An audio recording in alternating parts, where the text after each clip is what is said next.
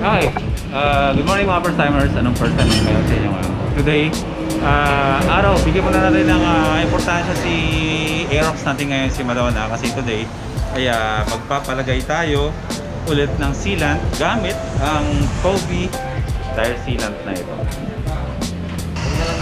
Simula nung nabili ko itong motor na ito, after a month, ay naglagay na ako ng tire sealant dyan.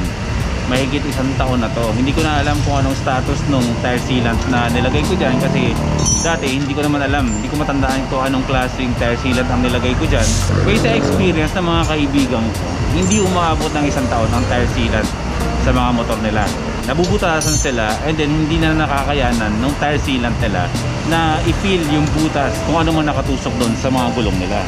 So, isa sa mga maganda na kakayahan ng Kobe tire sealant is pwede siya lumagpas na isang taon na hindi nagbabago yung kakayanan niya na pwedeng ibigay niya sa gulong ninyo. So isipin niyo yan, di ba?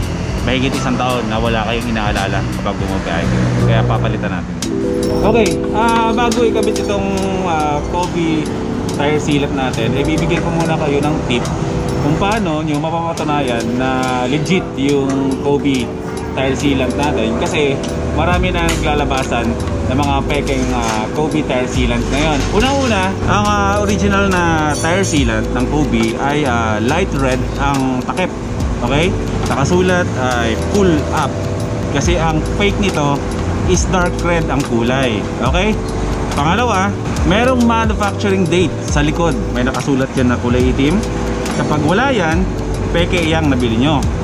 Pangatlo, itong sticker na to, which is kapag pumunta kayo online, pwede ninyong i-check sa website ng Kobe itong code na to para malaman nyo kung original to. Kasi bawat bote ng Kobe na tire sealant ay meron talagang code yan bawat isa. So pwede nyo i-check. Kapag merong sticker na ganito, isa yun sa patunay na legit yung nabili ninyo na Kobe tire sealant. Pag wala yan, peke yan. Pangapat, ang sticker ng Kobe ay fit na fit ang pagkakalagay. Walang bula, walang nakaumbok, as in fitted siya ng maayos. Yung peke nito, basta parang dinikit lang na baku-baku ang pagkakadikit ng sticker. And lastly, ang kulay ng Kobe na original is light green. Hindi siya dark green, okay? Kasi yung peke nito, madilim to. Ang orig, light green. Ganyan. Tignan nyo na lang yung chart na to online para makita ninyo kung anong kaibahan ng original sa peke.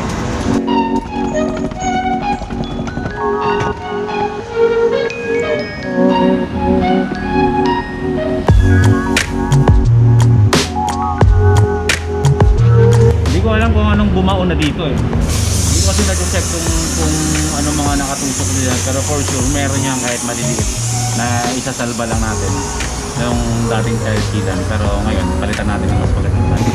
Pero may mga instance na natutuyuan, na nauubos, parang tubig na lang. Ang iba.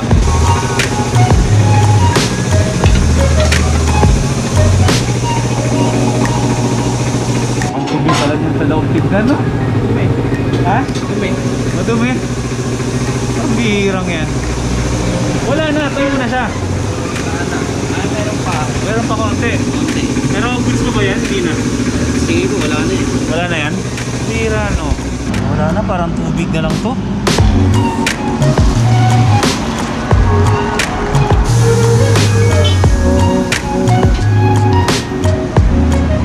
Oh, may nakatusok.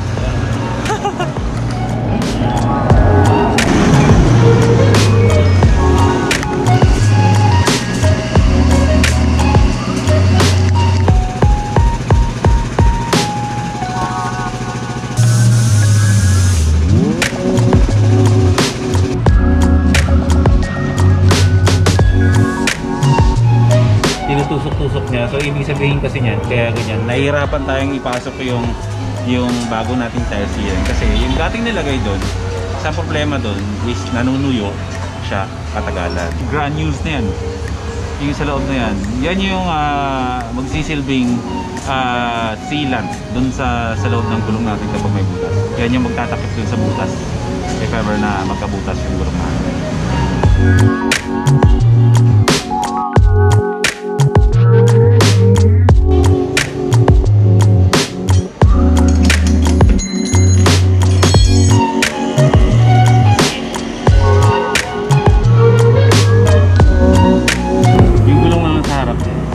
lalagyan na natin ang tire sealant.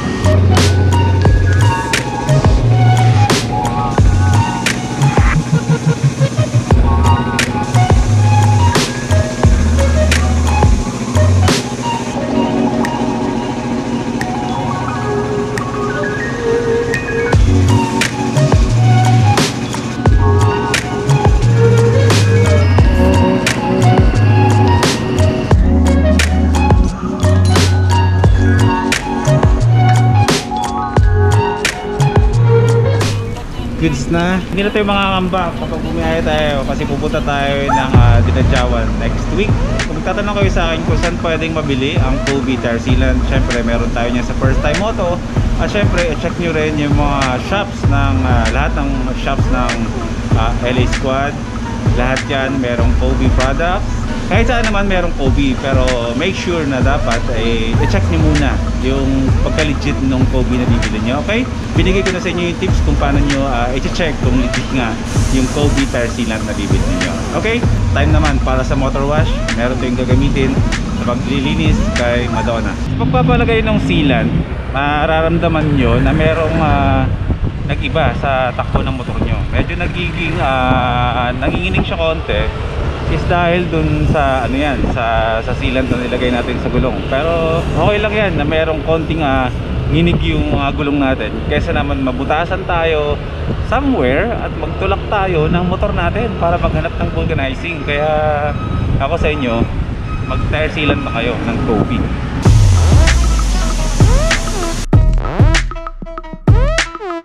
Pwede siyang lagyan ng tubig pero hindi siya masyado mabula ito. Pero makikita natin yung effect mamaya. Pagkatapos yan ha.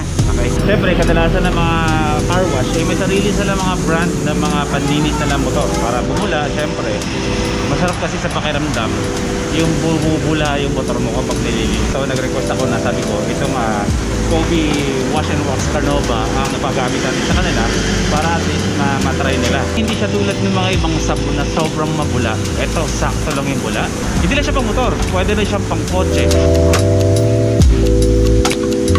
Ang tinatagal ng isang pag-apply ng Carnova Wax is umaabot siya ng 3 months depende sa paggamit mo ng motor mo. Siyempre kung nasa bahay lang din naman siya is pwede naman siya magtagal ng ilang buwan. Pero sa tulad ko na wala akong ginawa kundi lumayas ng lumayas, siyempre maikli lang yung span ng Carnova sa motor ko. Pero huwag kayong mag-alala kasi pwede siyang gamitin palagi kahit 2 times a week or 3 times a week, walang problema. Pwede nyo siyang i-apply sa mga glossy na mga pintura ng motor nyo or kahit tulad sa akin na nakamat yung body ng motor ko. Walang problema, pwede yung gamitin nyo.